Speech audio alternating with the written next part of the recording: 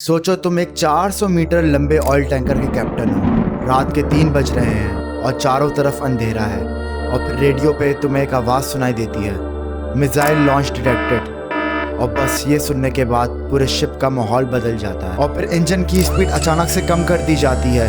हर एक crew member की शक्ल पे टेंशन साफ दिखाई दे रही होती है। हर एक क्रू मेंबर की नज़र रडार स्क्रीन पे होती है, क्योंकि वो कोई आम समुंदर में नहीं बल्कि दुनिया के सबसे खतरनाक और इम्पॉर्टेंट समुद्री रास्तों में से एक पे खड़ा है और उसका नाम है बाब-एल मंदब।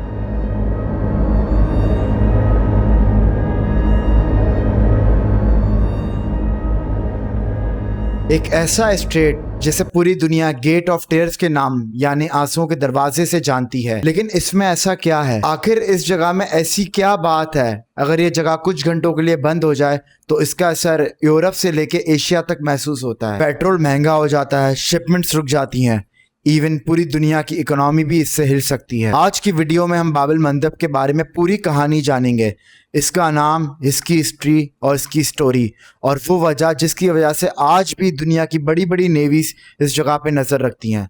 तो चलो कहानी को शुरू करते हैं। बाब-एल मंदब तकरीबन 110 किलोमीटर लंबा और इसका सबसे तंग हिस्सा 26 किलोमीटर चौड़ा है। ये स्ट्रेट ऑफ हॉर्मुज से तकरीबन 2000 किलोमीटर दूर है और ये दोनों दुनिया के अहम तरीन समुद्री रास्तों में शुमार होते हैं और ग्लोबल ऑयल ट्रेड में बहुत बड़ा किरदार अदा करते हैं। लेकिन सबसे पहले हम ये जानते हैं बाब-एल मंदब कहाँ है। अगर तुम लोग दुनिया का मैप खोलो तो अफ्रीका और एशिया एक दूसरे के बहुत करीब नजर आते हैं, लेकिन इन दोनों कॉन्टिनेंट के बीच में पतला सा एक समुद्री रास्ता, एक तरफ यमन और दूसरी तरफ जिबूटी और एट्रिया। ये रेड सी को गल्फ ऑफ एडन से जोड़ता है और गल्फ ऑफ एडन आगे जाके अरेबियन सी और इंडियन ओशन से मिल जाता है।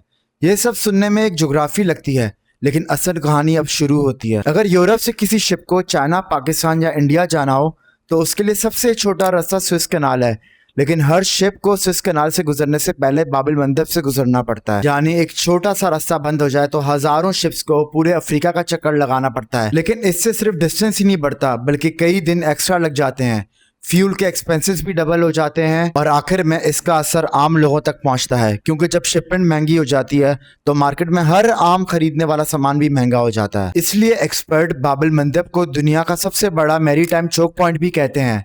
लेकिन इससे एक और सवाल दिमाग में आता है कि आखिरकार बाब-एल मंदब को गेट ऑफ टेयर्स क्यों कहा जाता है? क्या यह वाकई में आंसुओं से जुड़ी कहानी है या फिर सिर्फ कोई अफसाना? इस सवाल का जवाब हमें हजारों साल पीछे ले जाता है। हजारों साल पहले ना कोई इंजन थे, ना जीपीएस, ना कोई मॉडर्न मैप्स। उस टाइम समंदर का सफर बहुत खतरनाक होता था। सेलर सिर्फ समुद्री हवाओं और सितारों की मदद से अपना रास्ता ढूंढते थे और जब ये बाब-एल मंदब तक पहुंचते थे तो असल इम्तिहान जब शुरू होता था। यहाँ तेज हवाएं चलती थी और समुद्री करंट अचानक से बदल जाते थे और रास्ता इतना तंग था कि एक छोटी सी गलती और आपका जहाज जाके डायरेक्ट पत्थरों से टकरा जाए। इसलिए बहुत से हिस्टोरियंस कहते हैं बाब-एल मंदब का मतलब गेट ऑफ टेयर उन्हीं आंसुओं की याद में रखा गया जो अपने प्यारों को खो देने वालों ने बहाए। लेकिन एक और बहुत मशहूर रिवायत है। कुछ पुरानी कहानियों के मुताबिक पुराने जमाने में एशिया और अफ्रीका एक दूसरे के और भी ज्यादा करीब थे। फिर एक बहुत जबरदस्त ज़लज़ला आया और उसने जमीन को 2 हिस्सों में बांट दिया और बीच में समंदर आ गया और लोग फिर एक दूसरे से हमेशा के लिए जुदा हो गए। इसलिए इसे गेट ऑफ टेयर्स कहा जाता है। लेकिन ये कहानी कितनी सच है, इस पे हिस्टोरियंस की अलग अलग राय है। लेकिन एक बात तो बिल्कुल सच है, ये जगह इंसानी तारीख में एक बहुत अहम हिस्सा रखती है। सदियों तक इंडिया के मसाले, चाइना का रेशम और अफ्रीका का सोना इसी रास्ते से गुजरता था और जो कोई भी इस रास्ते को कंट्रोल करता था उसके पास दौलत भी आती थी और ताकत भी। इसलिए बहुत सी सल्तनतें इस पे कब्जा करना चाहती थी। फिर वक्त बदल गया और स्टीम शिप्स आ गईं और बाद में एक ऐसा प्रोजेक्ट बना जिसे दुनिया की ट्रेड को बदल के ही रख दिया।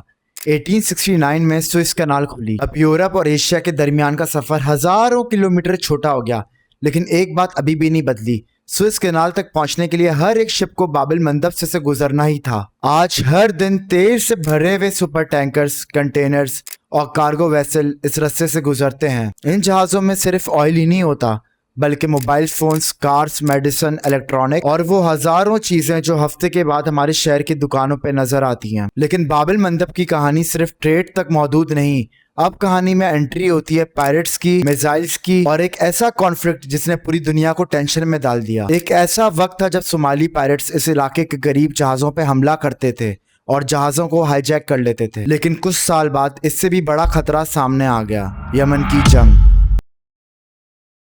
और फिर रेड सी में मिसाइल्स और ड्रोन्स का अटैक शुरू हो गया और दुनिया भर के न्यूज़ चैनल पे बार बार सिर्फ एक ही नाम सुनाई दे रहा था, बाबिल मंदब। और तब लोगों को एहसास हुआ कि दुनिया की इकोनॉमी किस हद तक इस छोटे से समुद्री हिस्से पे डिपेंड करती है। 2003 के एंड में बाबिल मंदब पूरी दुनिया की हेडलाइन बन गया। यमन में हूती ग्रुप ने हर एक गुजरने वाले जहाज पर मिसाइल और ड्रोन से अटैक शुरू कर दिया। हर एक अटैक के बाद शिपमेंट कंपनीज का एक ही सवाल होता था, क्या आप इस रास्ते से गुजरना सेफ है? कुछ कंपनीज ने फौरन फैसला किया कि वो अपने जहाज इस रूट से बिल्कुल नहीं भेजेंगी और उन्होंने फिर अफ्रीका का लंबा चक्कर लगाना शुरू कर दिया। सोचने पे शायद सिर्फ ये एक रूट चेंज लगता हो, लेकिन इस फैसले का असर पूरी दुनिया ने महसूस किया। सफर लंबा हुआ, फ्यूल के खर्चे बढ़े और डिलीवरी भी देर से हुई और हर शिपमेंट वक्त के साथ साथ महंगी होती गई। और जब शिपमेंट महंगी होती है तो सामान भी महंगा हो जाता है। यानी कि अगर तुम किसी दुकान से टीवी, मोबाइल या इंपोर्टेड सामान खरीदो तो मुमकिन है उसकी कीमत पे कहीं ना कहीं बाबिल मंदब का असर हो। इसलिए अमेरिका, ब्रिटेन और बाकी ममालिक ने अपनी नेवल फोर्सेस को यहाँ पे भेज दिया।